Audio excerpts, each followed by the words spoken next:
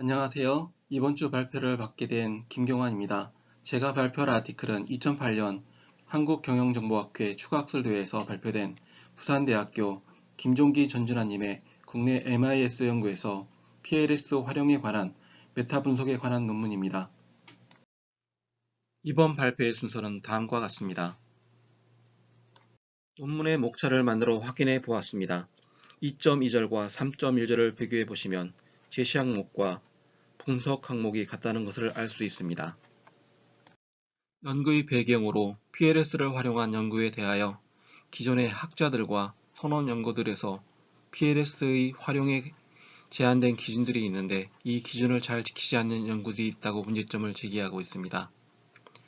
연구의 필요성으로 적은 표본으로 예측 오차를 최소화할 수 있는 PLS 연구에서의 이점에도 불구하고 적용상 제약과 가정에 대하여 간과함에 따라 나타날 수 있는 문제점에 대하여 상당한 주의를 필요로 한다고 설명하면서 연구의 필요성을 제기하고 있습니다. PLS는 잠재 변수들 사이의 인과관계를 측정하기 위한 통계 기법으로 MIS 관련 연구에서 최근 주목받는 연구 방법론의 하나라고 설명하고 있습니다.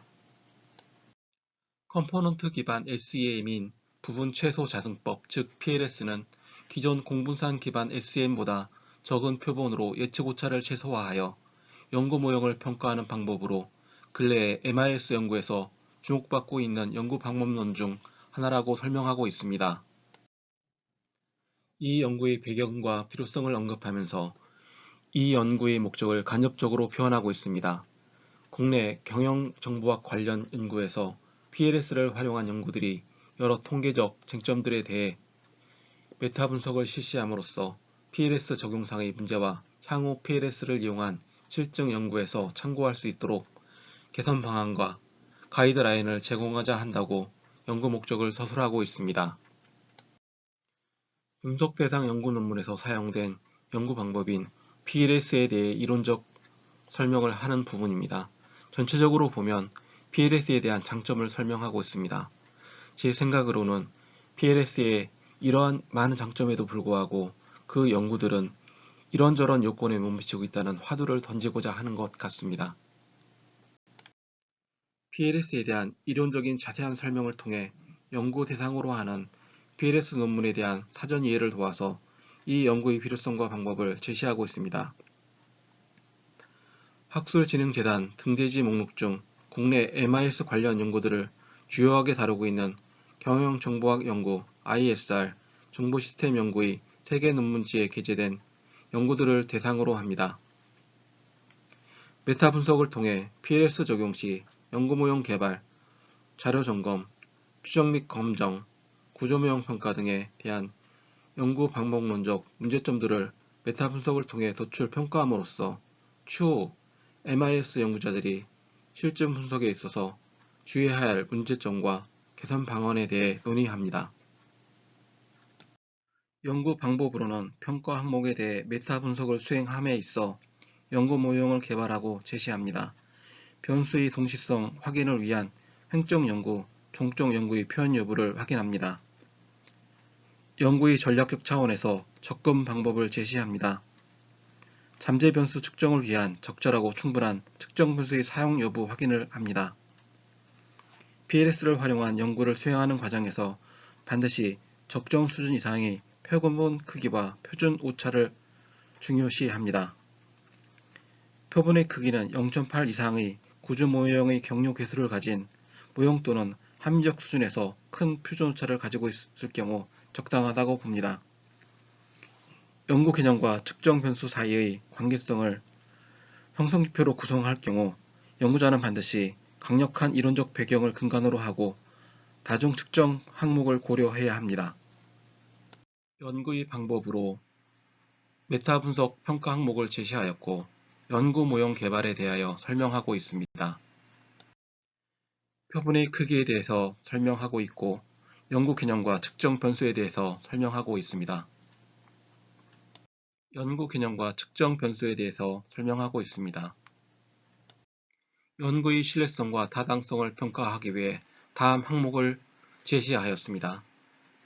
CSRI를 사용하여 37 이상일 경우 내적 일관성을 가진다고 판단하였습니다. 측정 변수값이 0.7 이상일 경우 수렴 타당성이 있는 것으로 판단하였습니다. 개별 측정 변수의 적재값이 다른 변수의 교차 적재값보다 클 경우 판별 타당성이 있는 것으로 판단하였습니다. AVE 제공값이 다른 측정 변수와의 분산 동호보다 높고 0.7 이상일 경우 판별 타당성을 확보하였다고 간주하였습니다. 연구의 신뢰성과 타당성 제고를 위해 각 지수의 판단 기준값을 선행 연구들에서 인용하였습니다.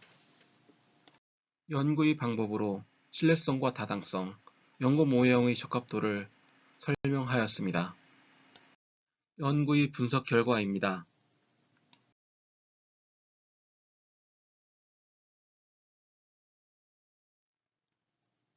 분석 대상으로는 전체 1148편을 분석한 결과 PLS를 적용한 연구는 총 37편입니다.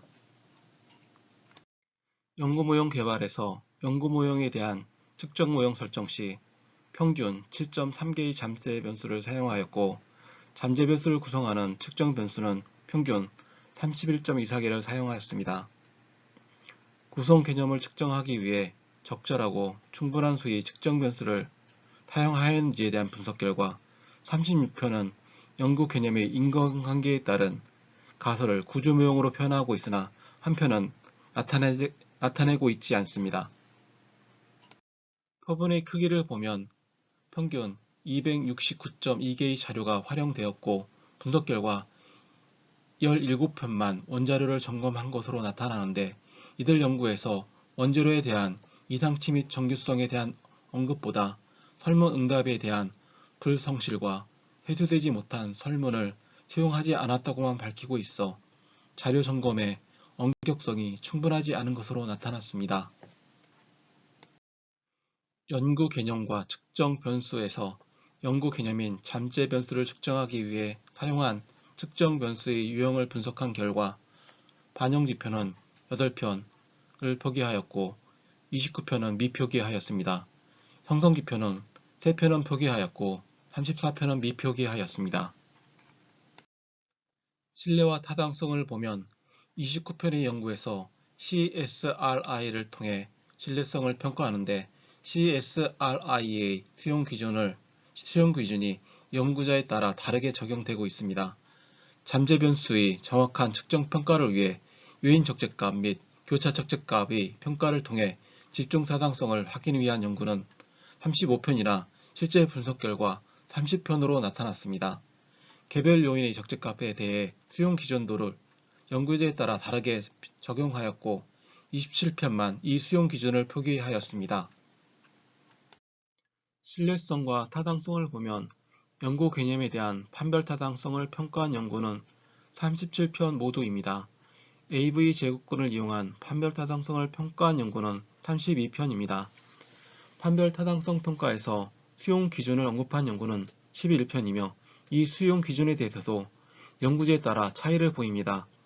어떠한 타당성 평가를 하지 않은 연구가 한 편인데, 측정 도구가 개념이나 속성을 정확하게 반영하였는지 의문을 가지게 됩니다.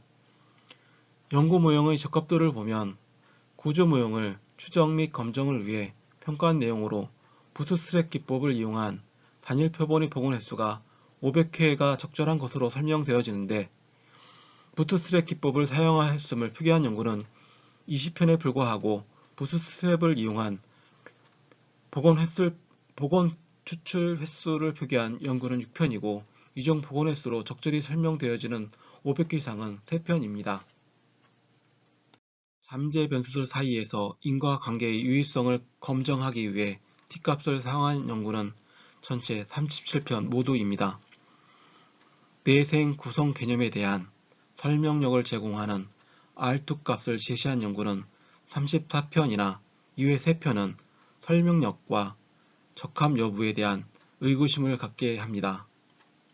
이 논문은 연구의 분석 결과에 대해 도표로 제시하고 이에 대한 근거와 설명을 정확히 하고자 노력하였습니다. 그러나 모든 결과값을 도표로 제시하지 않았고 중요한 이슈와 문제점이 제기될 수 있는 부분에 대해서는 확실히 분석 결과에 대한 수시적 근거를 제시하였습니다. 결론 및 시사점입니다. 첫 번째, TLS 기법 적용상의 근본적 차원의 문제점. 두 번째, 연구 개념의 측정 변수의 문제점. 세 번째, 연구 모형의 추정과 검정상의 문제점의 세 가지 결론에 도달하게 되었다고 표현하고 있습니다. 결론 및 시사점에서 연구의 결과를 신뢰하고 일반화하는 문제가 있기 때문에 PLS 활용에 있어서 엄격성을 더하고 지속적으로 개선해 나가야 한다고 결론을 내리고 있습니다. 연구의 공헌점은 무엇인가? 연구자라면 결론에서 연구의 공헌점을 언급할 수 있는데 직접적인 언급을 하지 않았습니다.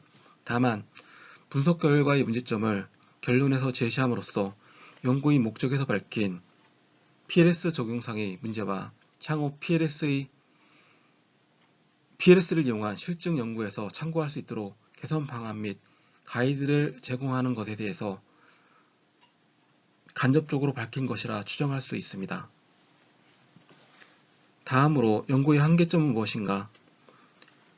이 논문에서는 연구의 한계점에 대해서 구체적으로 언급하지 않고 있습니다.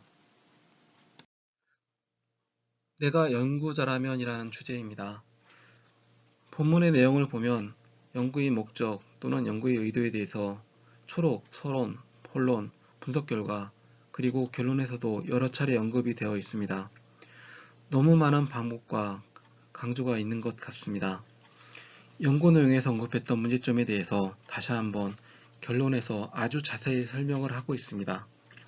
너무 긴 결론 때문에 전체적인 논문의 스토리 전개와 균형이 맞지 않는다는 생각이 듭니다. 특히 결론에서는 이 논문의 공헌점이나 한계점이 언급되지 않고 있어 일반적인 논문의 포맷을 따르지 않고 있다는 것이 특이점인데 이 논문의 포맷이 잘 되어 있는지 아닌지에 대해서는 더 많은 논문을 읽어봐야 판단이 설 것 같습니다. 2008년도에 제가 동일선상의 연구자라면 표제와 같이 이 논문의 저자와 동일한 메타 분석 기법으로 37편의 논문을 분석했을 것입니다. 지금까지의 DM 연구 방법론 학습법으로는 아직 구체적인 논문 분석 방법론에 대해서 잘 모르지만 이 연구에서는 수많은 연구 방법과 분석 기법을 사용하였다는 것을 알 수 있으며 여기에 사용된 많은 연구 방법 용어들이 익숙하지 않고 낯섭니다. 처음에 이 아티클을 접했을 때 내용이 이해가 가지 않아서 고민을 많이 했습니다.